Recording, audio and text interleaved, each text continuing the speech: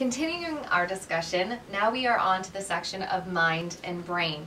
When we think of this, what is the connection between the mind and the brain? Because the brain is the actual organ, but the mind is really what is processing all the information. In a sense, you're absolutely right. So, our mind is thoughts, feelings and emotions, images, sensations. So sensations, images, feelings, thoughts comprise the mind. Close your eyes for a second. No, you don't even have to. Imagine a sunset. Can you picture a sunset? You see a picture, right? Imagine a red rose. You see a rose, right? Yes. Okay, so now you can open your eyes. You saw a picture, but if I went into your brain, there's no picture of a sunset and there's no rose. But you saw it. Right. So where was that experience? That experience was in your mind or in your consciousness. What happened in the brain when I asked you to do that? There was an electrical impulse and there was a chemical that was released between neural networks. So you didn't experience a chemical or an electrical impulse, although that's what we would see if we were doing a functional MRI or a CAT scan. That's what we'd see. We have the ability to look inside the brain. So, where is that experience? Now, this is, in neuroscience, it's called the hard problem. The hard because we have no idea, okay, where that experience is. All we know is that there's some electricity and some chemicals that are released at the end of what are called synaptic endings. What's the connection? Does the electrochemical create the image that you saw? It couldn't be it doesn't have to be an image. It could be, I could ask you to remember the taste of chocolate ice cream. So, do you have the experience right now? Yes. Okay, or remember your favorite song. You listening to it? Yep. Okay. So, I could, or smell your favorite perfume. Whatever. These are experiences that we have. All our life, that's what we have. Experience. We are seeing colors, sounds, taste. It's a pretty messy, noisy, colorful world, right? And where is all this happening? Science says we don't know. Now, where do you experience your body?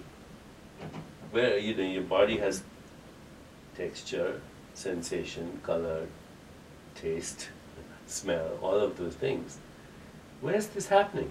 Where do we experience our body? Where do we experience other people? Where do we experience the physical world? We experience it in our mind or in our consciousness, whatever you call it, and we experience it as sensations, images, feelings, or thoughts, period. These are called qualia. And the way I like to think of qualia is they're qualities of our own consciousness. So when I'm experiencing Diana sitting there, actually that's a quality of my own consciousness. I'm experiencing myself as Diana. Wow. Okay. How is that? Huh? Just kidding. That's called enlightenment. Wow. When you experience everything as your own self, and that's also called love. Okay. And it's not just Diana, it's the everything. It's the quality of my own awareness within my awareness. Now, Leonard and all other people, Leonard, a scientist will say this guy's crazy, it's all, it's all nonsense, it's, what do you call, New Age, piffle. Yeah. But the fact is, nobody has answered the hard question. When I ask you to imagine the sunset, did the electricity produce the sunset? How? Right. Or did the sunset produce the electricity? How? Or did you create both in your own awareness? Even the brain, how do we experience it as sensations, feelings, thoughts, and so on? So my take is, there is only mind. The universe is a huge mind, we are part of that mind, and everything else is a byproduct of that, an experience in the mind.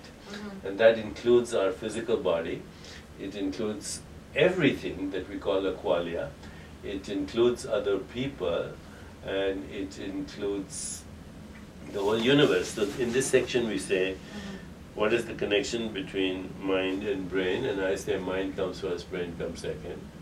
Leonard says, no, it's the other way around. does the brain dictate behavior? I'd say no, you can change the structure of your brain by changing the way you behave, because every mental activity has a biological correlate. So if you choose your mental activities, you change your biology. Right. And now we have proof, it's called neuroplasticity. Is the brain like a computer? That's too simplistic.